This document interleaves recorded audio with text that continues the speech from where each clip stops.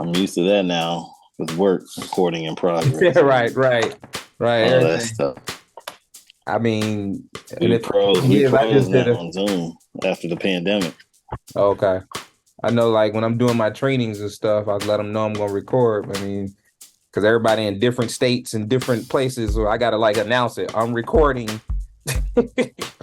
Make sure cats understand. Oh. Like it's a thing. Right. But I always tell them what happens in training stays in training. It's kind of like Vegas. So I always tell them, I was like, people get in trouble when they want to post their life on Facebook and in the gram. So be like, how did you know you posted it? That's how I know. That's how I know you posted it. Yeah, January 6th. I wasn't there. You weren't? You weren't? Location? You forgot to take that off. Tag. Exactly. Yep. We stormed the Capitol. I wasn't there. You weren't? Okay. You knuckleheads. Post everything off. Right. Ain't even tech savvy. All the time. Everything is not for clicks. Okay. Everything is not for clicks in life. Oh God. He said I wasn't there. I wasn't there. Really? Yep. Whole bunch of folks like not social media savvy out there. Well, we'll I know Rod. We'll let Rod jump in when he can. A few things I would like to talk about. I don't know where to start, but I guess I'll start with the jersey that I have on in the NFL. Just I'm not able to see the games. Like I'm not able to see the games. Like I'm watching Red Zone, but it's kind of cool when you watch Red Zone and they show scoring plays and your team scores 70. Right. Exactly. And I invested in the Sunday ticket. That means your team is going to flash in Red Zone a lot of times. All day long. 10 times. And see, and the game wasn't on. It was like I was watching the game. The game wasn't on here either. But I have Mostert in fantasy football. And can you tell Stephen A. Smith stop calling that man Monster? I was like, come on, Sass. He was like, Monster. Yeah, I mean, Monster. Yeah, Monster. I was like, Mostert. Mostert, right. I have Mostert in fantasy football. And I realized, because, I was just checking and trying to see what was going on. And I checked and was like, oh, okay, he's got a touchdown. That's a good day. That's awesome. And, like I put my phone down, but, you get notifications. Yeah, little alerts. Yeah. And so all of a sudden it was like scoring notifications. And I was like, wait, what is happening right now? Because who else do I have playing? Because I just knew it was on that same league, but I didn't realize it was the same person. And then I'm in this NFC East messenger chat group. Uh-huh. And one of the girls posted, she was like, I have Mostert in fantasy football. And she's like, and right now, this is orgasmic. And I was like, let me check this score again. What is happening? And I was like, what is going on in Miami? I'm confused because I can't see the game. But I was like, why does this man have 30 points already? Like, I had no idea what was happening. Right. But I was like, I don't know what's going on in Miami. But apparently he's doing all the work. Because he finished with like 47 points, I think, in my league. Yeah. And I was like, he's doing all the work. He's had a great day. And then you get to the highlights as the games are taking breaks and stuff. And you realize he's not the only person in Miami scoring. I was about to say, everybody and their little sister was scoring touchdowns. It was ridiculous. Mm-hmm. Wait a minute. It was crazy. Like I told somebody, I said, you heard what I said. I said, first week, they beat the Chargers. I was like, they kept 2 up. I said, if they keep 2 up, we can put up 30. I mean, that's our good offense. If we can put up 30. Go against the Patriots. They played a two deep shell. They make you be patient. We ran the ball. And then when I came in last week, I said, hey, I'm seeing something I ain't seen last year. I mean, but we were running the ball with purpose. Like we were like, okay, you gonna back up? We running 7 yards of play, 6 yards of play. It wasn't like 2 yards and then you bust one. I mean, we're gonna always have the ability to bust one because we got all the speed.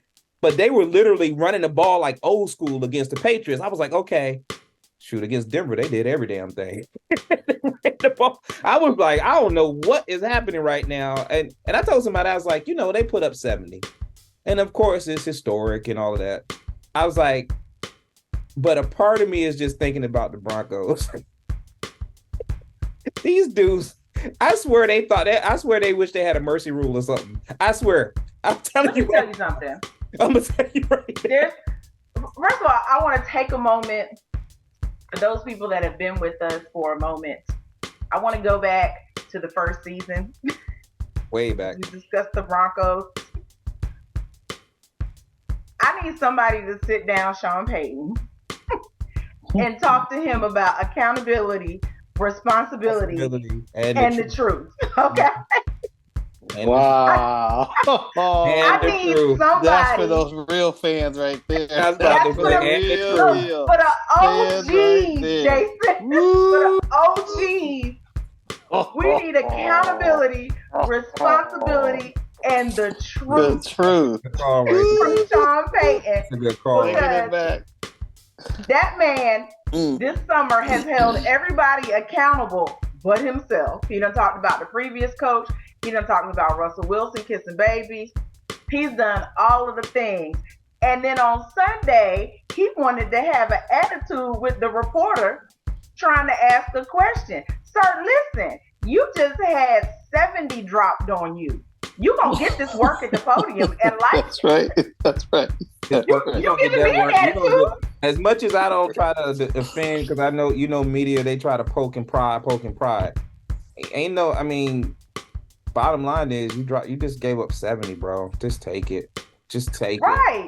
it. And he didn't want to hear none of that. He done gave the people an attitude and didn't want to answer any questions. No, sir. You're the head coach. Accountability, responsibility, and the truth. I want somebody to sit Sean Payton down and talk about that. Because I want Nathaniel Hackett to come in out the back and be like, "Dang, coach, worst coaching job. That's one of the worst coaching jobs I've ever seen in my life." And drop the mic and walk out the room. That's what I want. Like Nathaniel Hackett. Like I can't even. That's what I want him to do. I can enjoy being a fan of the Dolphins. I can enjoy this moment, but it's like I expect us to score points, right? What you don't expect is for a team. I mean, like we've seen games and seen blowouts and seen teams. I don't think I've ever witnessed that. Like because it's been like these guys were literally on the field like. We can't stop them. Like literally, like get me off of this field. I do not need these dudes felt like it seemed like they were running from the plays. Like they didn't want anything to do with that football game after about. Hold on. Sad to say, Vance Joseph, defensive coordinator, brother. Look, you got 1 week. Don't they play the Bears? They play the Bears this week. Which let me just say this: the Bears might be the only team that is playing worse because the Bears as a whole are a dumpster fire. Yeah. Because people tried to dump this on Russell Wilson, like starting on Sunday, they were talking about Russell Wilson in Denver. And I was like, Russell Wilson does not play two ways. He wasn't on the field missing not one tackle. Not mistaken, he actually threw 300 yards. Right. He threw for 300 yards. I'm expecting defense to do something to help me. No. Somebody should have got upset enough on the offense and said, we put up 20 points and we got beat by 50. You know what? Like, that's ironic that you say that. Somebody should have gotten upset. It don't have to be Russell Wilson. Who is a leader on the offense to get mad and look at somebody on the defense and say, what the F is going on? But you just said the key word, leader. And let's talk about the realness now.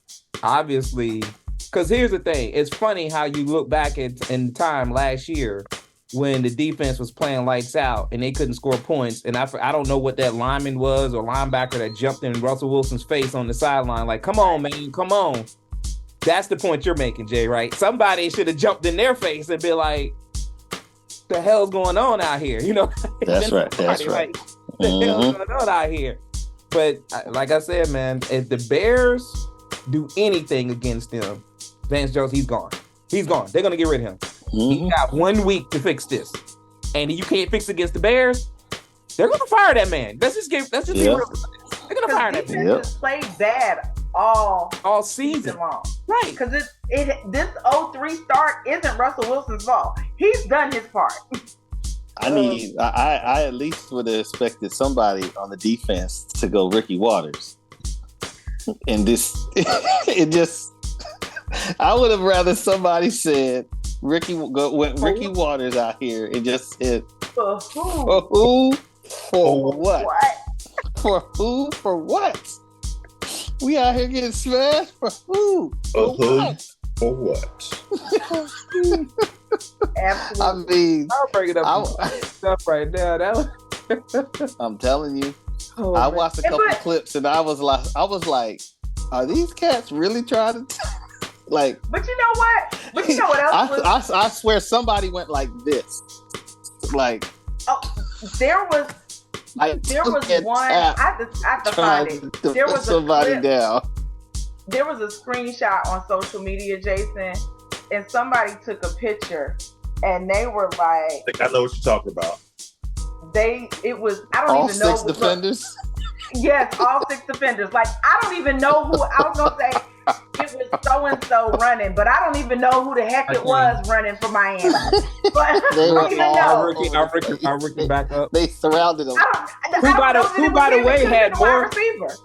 the way had more fantasy points than Mostert? Right. The rookie put up 209 yards and 4 touchdowns. And was it four touchdowns? Yeah, 4. Mostert had 4 touchdowns and 157 yards. Tyreek Hill had 150 something yards. I was like, and Mike White threw a touchdown to Robbie, former Panther, Anderson Chosen. It was threw a touchdown, and it was still 7 minutes left in the game, and they had 70. It was off. It was they started bad. running 2-yard plays and just started running the clock out for them boys. But what was hilarious? That's like you messing up my average because they can't stop us. Let me score a touchdown. Like, come on, coach. Right. Hey, I'm loving what I'm seeing, but I wanna go and talk about the fact that we sensationalize everything we see. That's why I want to pump my brakes with the Dolphins and talk about them Cowboys, because these Cowboy fans out here. I mean, it's the Cowboys. They're gonna dud up a game here and there, guys. I mean, just get a grip. Get a grip. Let me say this. People were surprisingly stunned and shocked by the Cowboys, and because they were a double-digit win favorite going into the game, but they lost. We're gonna talk about stuff like that in a second too, because I got. But honestly, what happened to the Cowboys was really just football. Mm-hmm. How do you slow down a pass rush? We talked about it last week. Mm-hmm. You run the ball at him. Run the ball, because you can't sack the quarterback if he doesn't have the ball. That's right. And that's what they did. They played. The Arizona Cardinals was like, we're going to play bully ball right here in these trenches. Mm-hmm. That's really it. And everybody was like, well, where'd they get this idea from? I was like, first of all, their head coach is our old defensive coordinator, Rich Gannon. So he plays Dallas twice a year. He might know something. he might know a little something about their defense. Right. But it's also just basic football, which is why, like, Bart Scott and Rex Ryan last week were so mad at the Jets for only running the ball 6 times against the Cowboys. They were like, you got 2 running backs and y'all just gonna drop back and throw the ball all night. Why? Mm-hmm. Yeah. Why? Run the ball. That's how, it was football 101. Arizona was like, we're gonna run the ball. But to the Cowboy fans that are watching, let me just help y'all out, because what y'all not gonna keep telling me is that Diggs went down and that's why y'all lost to the Cardinals. Because to be clear, he doesn't play on your D-line. He's not a part of stopping the run. That's not his job. That's not what he does.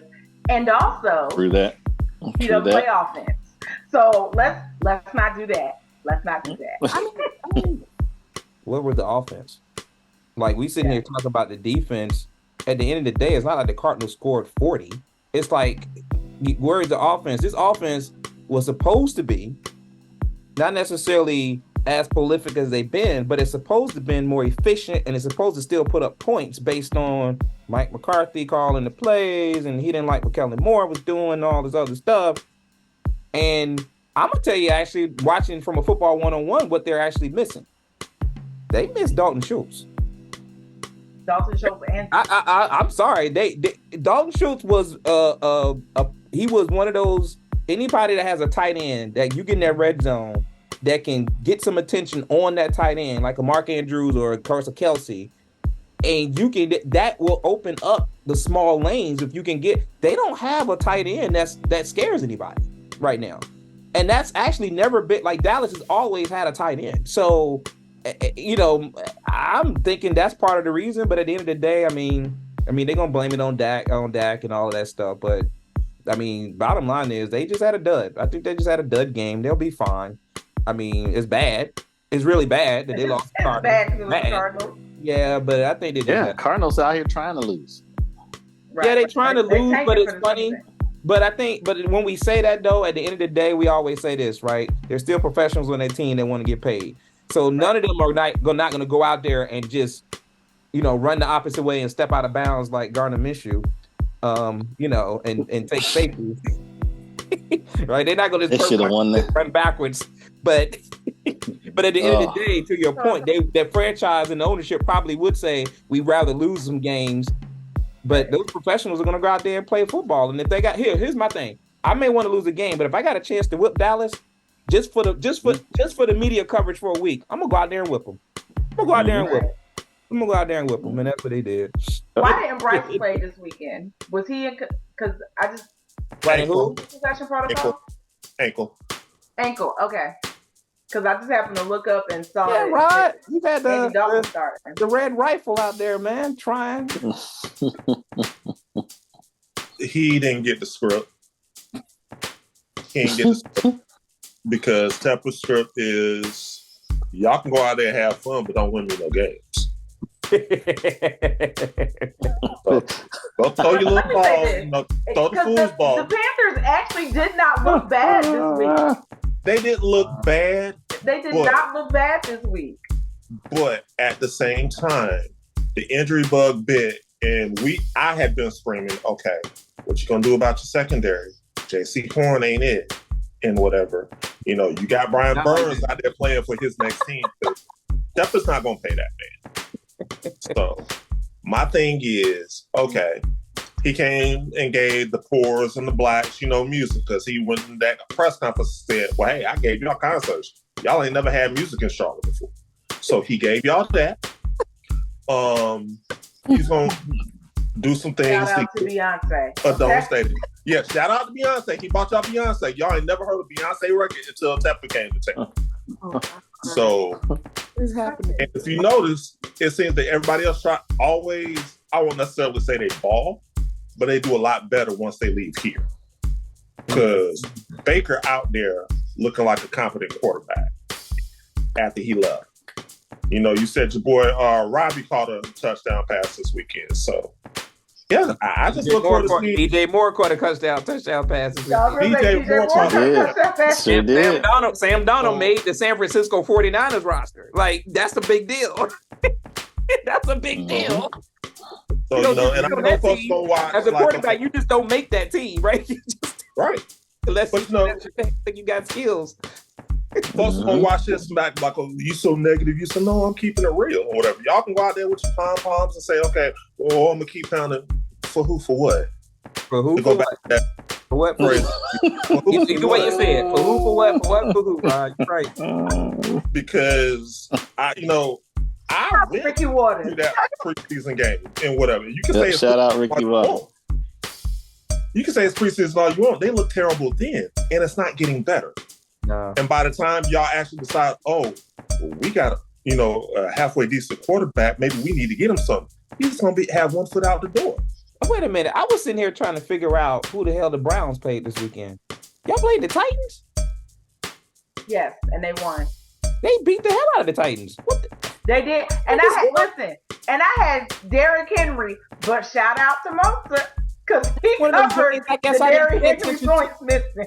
I didn't pay attention to any of that, Jay. Like, they maybe Deshaun Watson trying. I did it again, Lenice, Deshaun Jackson. Deshaun Watson trying to ball out here now, Jay. I mean, what's up with them Browns? I didn't realize they blew out the Titans like that. I guess I ain't really been paying attention to either team. So, oh, you on mute, man. See, there you go with that. You on mute. Uh-oh. Yeah. So you got Tannehill. You know what he is. He is who he is.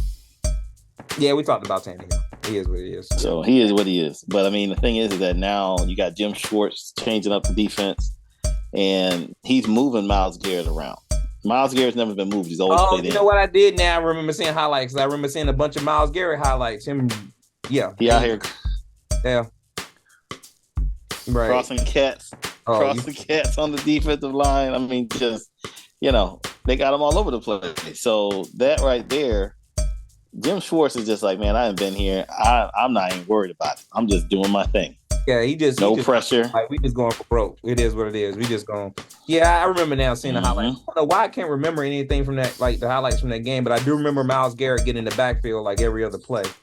Yeah, he's been balling out. He's been wilding out, balling out, he's been great. I mean, Cleveland fans are still. No, go ahead. Are you talking about your eliminated post, Rod? I had to go back here looking. Chubb is actually done for the year? I mean, I thought they said it might be is it MCL? I guess MCL was to put you out. Yeah, he's done for the year, but they didn't think he was done. People were thinking that was career-ending injury. Mm-hmm. So when they got the results back that it was just his MCL, now much better news. Is this the other knee? Nope. No, same knee. The same knee that had the nasty injury in college. Yep, same knee. Which is why they were definitely thinking it was career-ending.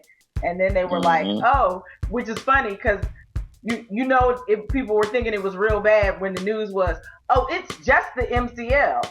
Did you say just?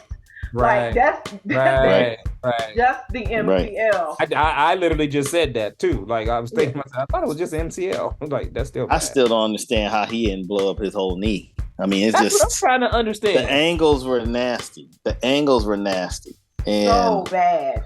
Because I mean, the human body's not supposed to contort and bend and move like that at all. He's the heart and soul of the team. Yeah, but I'll say he's the heart and soul of the team. So when he got hurt, everybody was just like, "What are we gonna do?" And shout out to Ford. Fortunately, we came out. Yeah, he played, but Nick Chubb is the guy he's the straw that stirs the drink for the Browns because he doesn't talk a lot, but when he speaks, everybody listens. He does all the right things. He works hard. He's as Cleveland as it gets as far as, lunch pail, come in, do my work, not complaining, and go on about my business. That's what that's what the fans want to see, and that's what coaches want.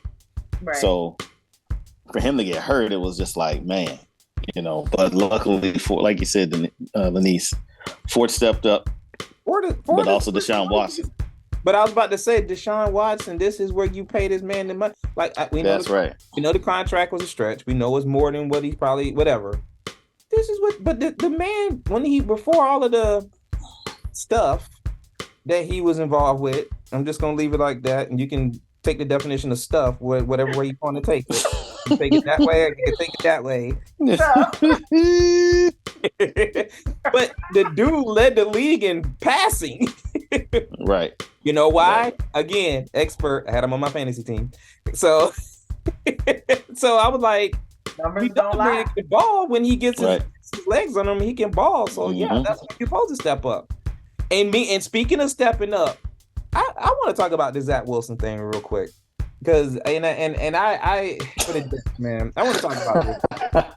No, I want to talk about this because I'm going to take a different take on this. I'm not going to follow. I hear everybody out here. You got Joe Namath out here well, I'm done with Zach Wilson. You got, I can't believe Robert Saleh is saying that he believes and nobody believes and nobody believes. And some of you may think that as well. They don't believe in everything. Here's my question. When the Jets went and got Aaron Rodgers, okay, they went all in. We're going to go get A-Rod. We got the offensive coordinator. We pushing all in, all these things. We're going to go out here. We know the offensive line ain't quite there, but he can overcome that because he's Aaron Rodgers, and he's got all the weapons that he wants. He wanted Lazard, he wanted Cobb, you got probably one of the ballers, and Gary Wilson, all these guys, right? You got runners, you got Dalvin Cook. Here's what I'm gonna tell y'all. Who was on the roster when the season started as the backup quarterback? Zach Wilson. So my take is this. He may be going too far when he says we believe in Zach Wilson, but obviously they felt they needed to keep him on the roster. And maybe he might learn a few things from Aaron Rodgers or whatever the case in preseason and whatever, that Hard Knocks. But they could have gotten rid of him and kept Mike White. So what I'm saying is, why is everybody jumping on this kid like it's his fault that he's the backup quarterback and it's his fault that Aaron Rodgers got hurt? He knows he's not ready, but guess what? He's trying to do his job. So my take is, why don't everybody stop being, I ain't gonna say punks, but like, oh my God, they wouldn't believe is that. Do your job and help the kid out. But here's the problem, Pete. Here's the problem. Yes, okay. They kept him because he was their number 2 overall pick. Okay. So they trying not to do what San Fran did with Trey Lance. They trying to, fix him. Okay. Because they kept him because he has talent, but it's not ready yet. Understood. And so again, they were hoping he got to sit a year and or 2 behind Aaron Rodgers to learn, and then he would be ready. Right. The problem you have with everybody else, and the problem at hand is this: when your expectations are super duper high and they end so dramatically and unexpectedly, it's hard to recover. And it wouldn't be so bad if they hadn't watched this man play so poorly last year for almost the whole season. Because here's the thing. One of the lines that I say sometimes, we've all seen this movie before. We know they blow it in the end. That's why they're frustrated, and that's why they went to get Aaron Rodgers, because they got these young studs on offense. They got a championship defense, and Zach Wilson wasn't getting the job done.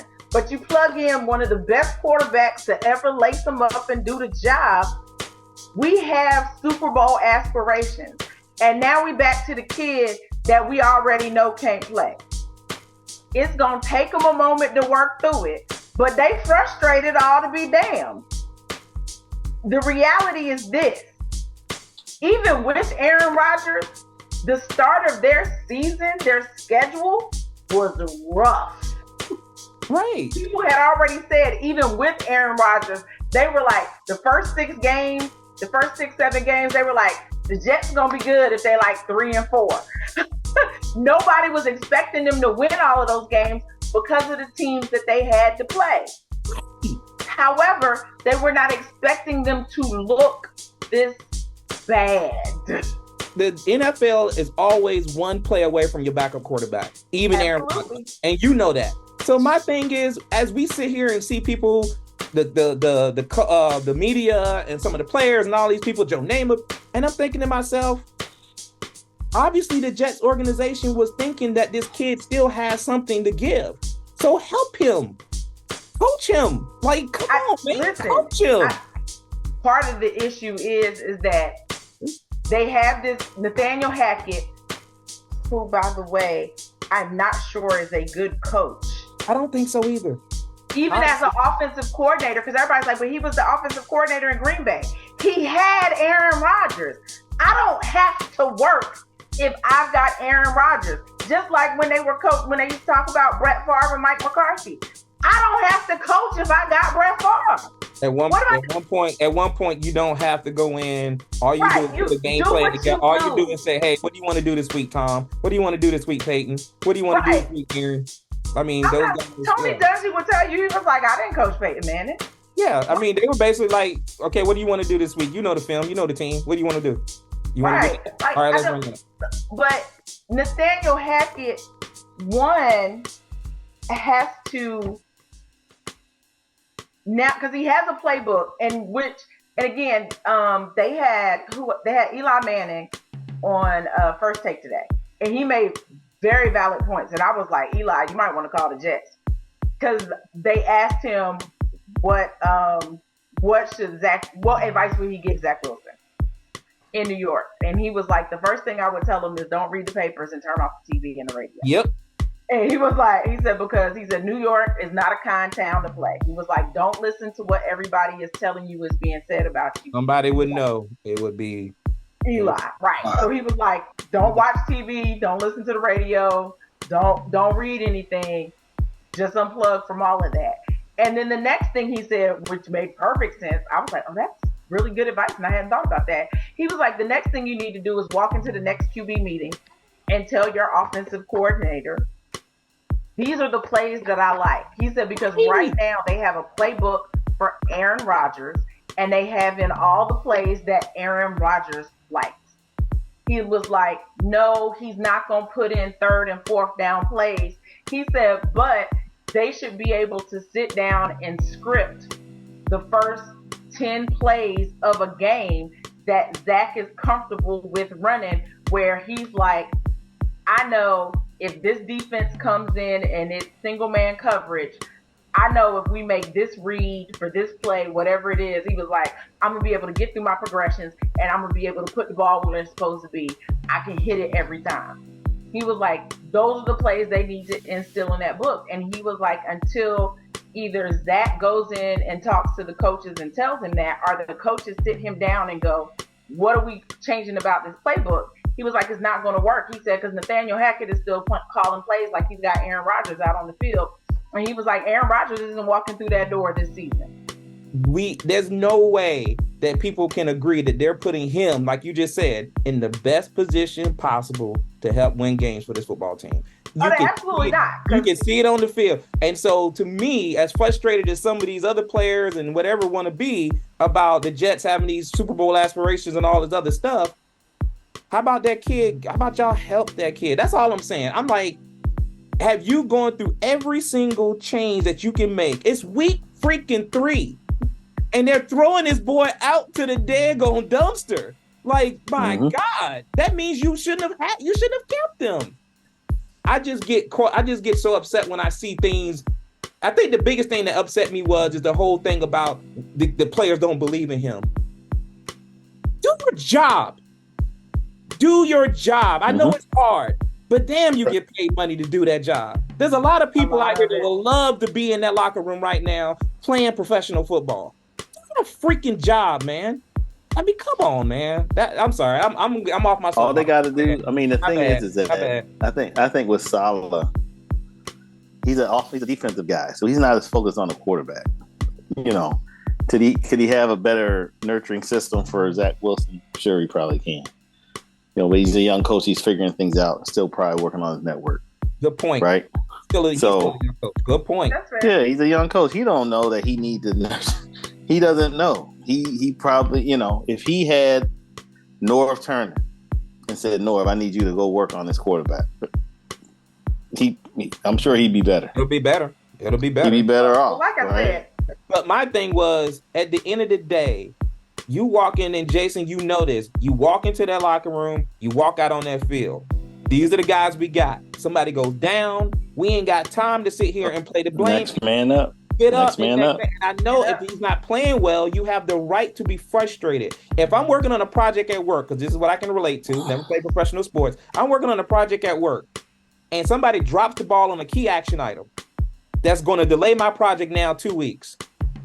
I can sit there and play the blame game and tell somebody, well, get this person off the project because I can't trust them to get this job done. Or I can find the solution. I can start working on solving the problem of how do we mask the problem of this project being delayed, whether that's going to cause some lead time issues, that's going to cause some issues at the plant, whatever the case, and mask the problem and fix it. Then we can come back and address and say, how do we not let this happen again? You see Zach Wilson out there struggling. To your point, run the football, play defense. Anyway, let's talk about Colorado. Let's talk about Colorado, and I wish people would just, the casual fans out there of Deion and Primetime and Colorado program and all that, they are going to struggle and lose some games, people. Their offensive line obviously isn't that great. Their defensive line is not that great. They can't run the ball with that line. Shedeur Sanders does everything he can to put on the Superman cape and go out there and play. He's won y'all a couple of games, but I just want the casual fans to buckle up and understand that for some reason, the Pac-12 is stacked this year. The Pac-12 is stacked this year, and it's not going to get any easier. You think Oregon put a whipping on them boys? They got USC, Utah, Oregon State. They got a lot of butt whippings maybe in order for them, and it's okay. Because to be clear, this weekend, USC might complete the shutout that Oregon did not. Possibly. Like, I think Oregon's defense is a little better than USC, but the USC's offense is just as good. So we'll see. So it could be worse. And also, dear casual fans, just because we said that Colorado's going to lose some games, or we say we knew they were going to lose some games, doesn't mean that we're hating on Deion or Colorado. I actually think it was a good thing because I think that transfer portal about to be hot. I think it's a good thing. I think some hogs are going to be like, man, I ain't happy with go out there because I was like, they need to put the whole I can't remember. I saw one of my crazy friends posted it. Oh. They was like, the whole defensive line needs to go in the transfer portal. That thing was hilarious when I they were like, the whole defensive line and the offensive line, all of them need to be put in the transfer portal. I was like, y'all wrong for that. But you've not told any lies. So I was just like, it's football. It's okay. It's going to be probably 2 solid seasons. Yeah. Before they really make any real noise for championships. But if you're just tuning in, which is funny to me because it was hilarious because people were all upset with the coach from Oregon for his pregame speech and whatnot. And it's like, I don't have a problem with his pregame speech. I'm saying, but what was people saying? I want to hear the shenanigans. Oh, because they were like, talking because he said that the game's not gonna be played in Hollywood. It's gonna be played on the field. They play for wins. They play for clicks. Yeah. He did all of those things. And I'm still saying why. Why is everybody upset? They're upset because they feel like he was taking a shot at Deion, and that they don't like Deion because he's new to coaching and he's bold and he's brash, and because he was coming in and he was changing. Because the funniest thing to me that has been the whole thing of all of a sudden that, it's in which there probably are, I'm sure on all of these think tank pages and stuff, is probably some racists that are mad at Deion because he's black. There's all of that. But then it's the whole white people are mad. They're just mad because it's the black guy that was coming in there and beating on the people and whipping up on the people and all that. And I was like, does it have anything to do with the fact that he's black? I really don't feel like that coach said anything about that. So then they were like, he was just angry and hating because Deion was a black man and all. And I was like, that wasn't in the pregame speech anywhere. Like, it's been absolutely absurd. And I'm like, but this is what coaches do. They use those things, and yes, the media has been hyping up Colorado. They come in to watch this and all of those things just to see. I'm like, but Deion has always been this way, and if you hadn't just started watching football, you would know that. So like Deion has not changed. He has been the same dude since the day one. That's right. Same guy. Yeah, and he's got to lay a foundation. I mean, he don't have as good a defensive line. He doesn't have as good offensive line. He got he put a lot of emphasis on Travis Hunter doing a lot of offense and defense. So he doesn't have a team set up the way that he wants it set up. He's got to take some time, take a couple seasons to lock in the people that he really wants to build a foundation off of. Right now, he even said that he's like, we're still a few players away. What he's talking about? Yeah, he's talking about them hogs. He's talking about them hogs in the line. And exactly. Yeah. But yeah, people are upset, and I was like, "Why are y'all mad about that pregame speech?" See, and that's what happens when you are a casual fan. I mean, and again, I'm not blaming people for rooting for Deion. Root for Deion, I don't care. I mean, right? He's a. I mean, I personally think he's. I mean, and blast me for saying this, but when you talk about football players of all time, he's in the top 3. I mean, if you want to go pound for pound, I mean, let's just be real about it. And his coaching ability, just like any other coach, he's going to learn and get better. I mean, his recruiting is always going to be his strength because of who he is and what he can offer you, especially from NIL and also his skill set of being a home. But the bottom line is, when you call races, be careful. The 2 of the 3 previous Colorado coaches were black. So come on, people. Let's come on now. Listen, when I tell you folks were reaching, like, what are we talking about here? This is nothing. It's just another black coach. This happens to be Deion. It happens to be primetime. Right. Like it was crazy to me because I told one girl, I said, listen, because they were going back and forth, and they had actually tagged me in the post that was going on. And I came in and dropped eyeballs on the post and went back to minding my business. And my friend, she came in my inbox and she was like, "Why are you not getting in on the conversation?" I was like, "Because I am not writing a think piece about racism and Deion Sanders and college football." I said, "I'm not." I was like, I don't know if y'all know, but most people that watch football do so to tune out from the real world for a little bit. Yeah. I'm not here. The only time I be hollering and talking about racism when we talk about hiring coaches, black coaches and so forth and whatnot, and them getting a fair shot and a fair chance. And that's during that particular time of the year when the coaches are getting hired and interviewed and so forth. On Saturdays, I'm here to watch football. I want to see some X's and O's. I'm probably trying to take somebody money because I done got somebody to make a reckless bet. On Sundays, I'm in it for the football and the fantasy and the fellowship and some food with the friends. I am not here to solve the world's problems. So and nobody should be thinking about it but everybody, I get it. Y'all are doing too much. It's football, y'all. Sit back, relax, have a beer and a burger. And the Oregon coach was very smart. He was very smart to not say anything before the game. He did. Go ahead, Jay. Yeah. Yeah, he was very smart. I'm gonna say he did what any other coach would have done. He did what every coach. You take something to motivate your team. And just like the Colorado coach, he did it too. It's the same thing. He asked for those cameras to be there, so he knew exactly what he was doing. And guess what? Right. He recruits too. Exactly. So my point to everybody was, oh my God. I was like, he literally did that. It was the same kind of tactic that any other coach given the opportunity. I say the funny thing that everybody looks at is that everybody looks at that as a Colorado game of them playing Oregon, and they looked at it as it's an Oregon game playing Colorado. That's right. We are the big dogs. We're the big dogs on the street today. Right. Deion will go get Mel Tucker and say, "Hey man, I heard you having some problems. Come on the staff." Right. Gonna bring him back. Listen, that man, he from Cleveland too, so it hurts too. Mel Tucker from Cleveland? Yeah, I'm sitting here like, talk about doing too much. I'm like, bruh, you got fired for almost doing something. For almost doing it. You got fired for not doing technically no adultery, nothing.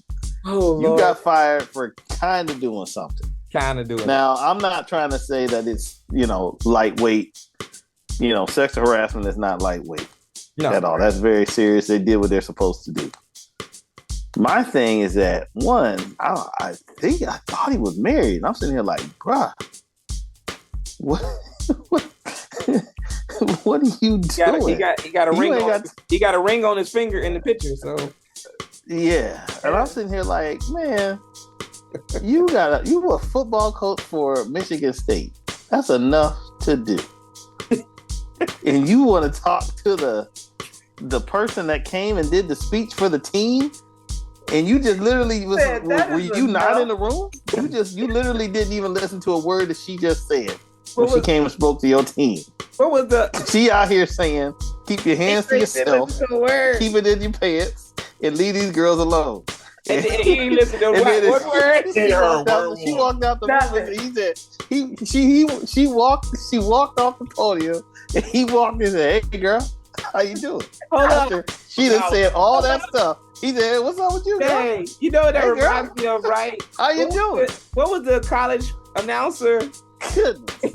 The guy in trouble. Brett Musburger. Wow. No. It Brett was Musburger. The dude that always go, "Let's take a break." The guy that used to like, "Let's take a break." What was his name? And he was talking to the lady, and they were in the suite, and they say she was standing over by the food, and he just walked to her like, "Hey girl." What was his name? Oh, I gotta look it up. Oh, it wasn't. No, but Brett Musburger was the one that was talking about the girl, AJ McCare's wife or girlfriend at the time. Yeah. He was just like, "You're looking live. Look at her. Golly." Yeah, that was hilarious. Oh my God. I'm like, "Oh my God, look at her." He's like a dirty old man. Oh God. Who was the guy that got? I can't remember. Mel Tucker out here just like, "Hey girl, let me holler at you real quick." Right. He was like, "Hey baby." Right. Like, he's just like, "What?" "Hey baby." Hey baby. Right. Like, what are you doing, son? What are you doing? I'm gonna figure out who that dude was. Everybody at Michigan State was like, "Coach, what you doing, man?" Right. Did you not, sir? Look, they probably were like, "Coach, we took notes. You ain't got them?" Right, you ain't took some notes. I'll give you my notes, Coach. I give you my notes if you need them now. We recorded. Where's his assistant? Where's his lead assistant? Say, "Hey man, hey, come here, man. We holler at you real quick. What you doing? What you doing? What are you? Because I just feel like there should be levels to this. When you decide you're going to risk it all, when you decide you are going to risk it all, there has to be levels to this. That's right. You need to, because I've run into this incident earlier this year at the job where we had a manager risking it all. And I was like, "What are you doing?" That's not funny though. We got to stop. Because here's the thing. Conversation we need to have offline. We good. No, because clearly Mel needs to hear this. So, Mel, the next time you decide you're going to risk it all, here are things you need to consider. Is it really worth my job and my income? A $10 million a year job. Like they just paid you. And is the person that I'm risking it all for, here's the thing, what are you bringing to the table? Because if I'm going to risk it all, if I'm going to risk it all, it needs to be for somebody that is either absolutely immaculately wonderfully looking, like you be like, when people look at them, they're like, "Oh, I see. Yeah, I see why you did that. I can understand." Yeah. Like, it was a bad choice, but when I see her, I get it. Like, there's that. Or you're like, "You know what? The amount of money that if I'm risking it all, I need to know that you can help me out if I lose my job. You got to have income same amount to support lose. Me. That's right. I can't risk it all for somebody that makes only $10,000 more than I do or doesn't make as much money as I do. Now I'm hustling backwards. There's levels to risking it all, people. You just can't risk it all just because she got a nice behind. Like, that's not how this works. No. And Lanice, she wasn't even on the same page. So I'm sitting here like, right. She out here saying you did this, and you like, so right. your boys are like, the person that I'm risking it all with. Also, I need to know if I'm gonna risk it all for you. Are you gonna hold on to this, and we all gonna play stupid? Y'all crazy, man. Y'all are crazy. I can't. I'm done. Yeah, I'm glad to get out. I'm glad to shut this thing down, man. Y'all foolish, man. All right, y'all. Y'all have a good one. Good to catch up with y'all today. Yeah, man. Peace out. Everybody be good. All right. Bye.